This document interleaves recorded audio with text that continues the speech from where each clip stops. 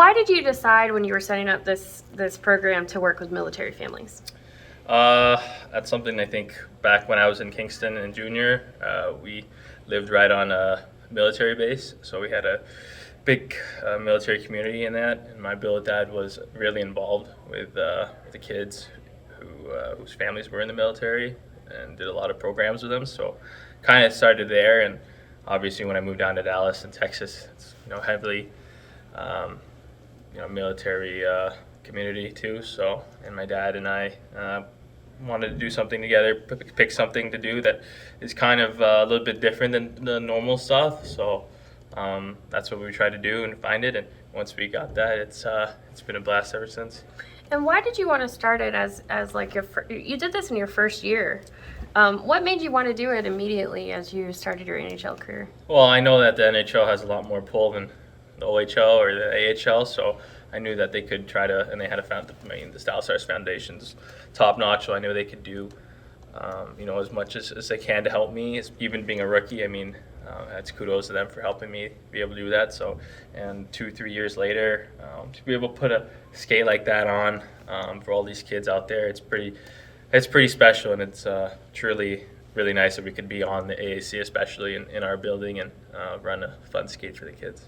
What do you think that kids get out of a skate like this? Being able to do it with NHL players like you and Wyatt and Nils. Yeah, there's not a lot you can take from it because we're not really working individually with the kids, but just trying to have them a good time. Maybe just being able to go to their schools or their teams and say, we skated with NHL players, Jason Robertson, Nils Lundqvist, Wyatt Johnston. We skated at the AAC, the big stadium, because I'm sure the majority of the kids have never been on the ice in this big of a stadium. So they get to say that, brag about it a little bit, and make them feel special. So it goes a lot more along the way than just skating on the ice today. It creates a memory for them and for their parents and for their families, and that's why we're so grateful that Boeing helped set this up, and the foundation really helped us too. Robert, who was your favorite player when you were those kids, young ages? Do you remember? When I was their age, I didn't really have a favorite. I just had favorite teams. The Kings. I was probably the LA Kings fan growing up there. And it's actually funny, and the Ducks. The Ducks are there, but when I was younger, I was skating with ex-NHL players at the time, and even now, maybe not so now, a couple years ago, my first 2 years, my dad said, Jay, you skated with those guys when you were 7, 8 years old. For example, Corey Perry used to play here, right? And Corey Perry, when he was a rookie with the Anaheim Ducks, came and skate with me when I was 7, 8 years old, and I was able to play 2 or 3 games with him, not in the NHL, but so who knows? Maybe one of these kids on the ice could be an NHL player. Hopefully they are. I'm sure they have aspirations, and they're going to work their hardest. So you just have those crazy stories of the hockey community, and that's just one for me. What advice would you give them? Or did you give them today? Did you give them any advice? There's not much advice to give. I just wanted them to have fun and enjoy the day. Just keep it loose. But if I could give them advice, I'd just tell them that if you want to keep playing hockey, you want to keep working, you can do it. Luckily, with the help of the Stars centers all around the place, hockey's really kind of grown, and it's a lot more accessible. So it's outstanding what they do there. And just keep working, and if you want to achieve it, you just got to go get it.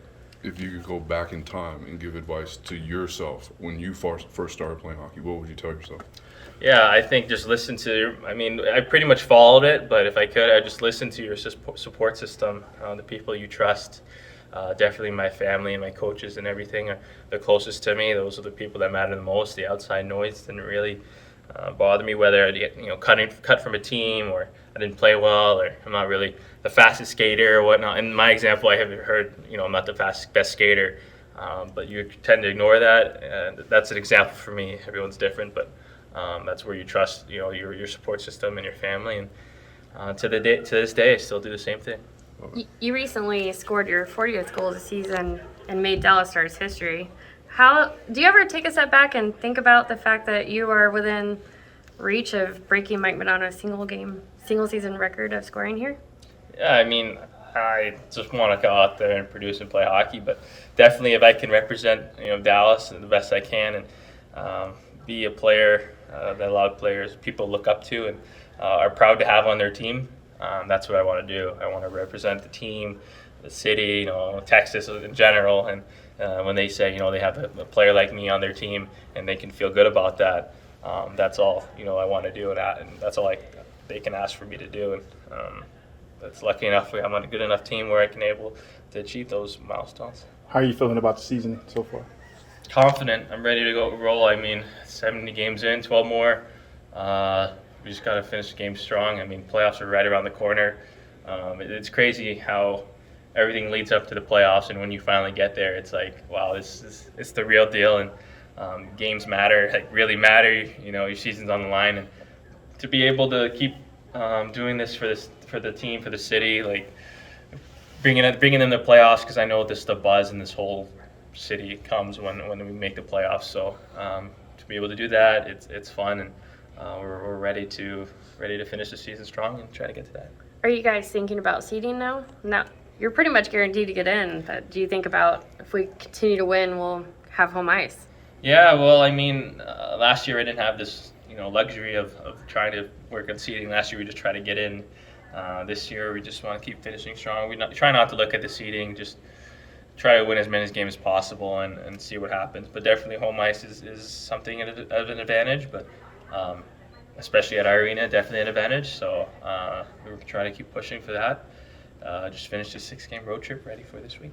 Go ahead. Individually, for you, your season, 40 goals back-to-back years. How's that? How you feel about that, or is it all about the team right now? You're not thinking about individually. It's hard to think of individually. Being a humble hockey player, it's a team game out there, and it's hard to really look at have those aspirations when you're not doing everything by yourself, right?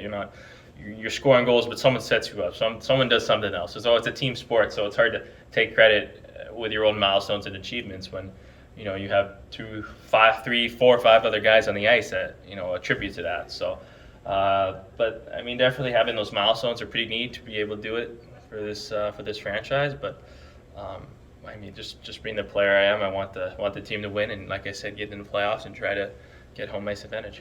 How important is it to roll into the playoffs with a strong finish to the season? Yeah, we have a good schedule now. A lot of home games, a couple of trips, but nothing too bad. Travel's done, so it's really important that we can finish off strong. But at the end of the day, it's cliche, but we just got to focus on tomorrow and try to win the game tomorrow. Appreciate you. Yeah, awesome guys.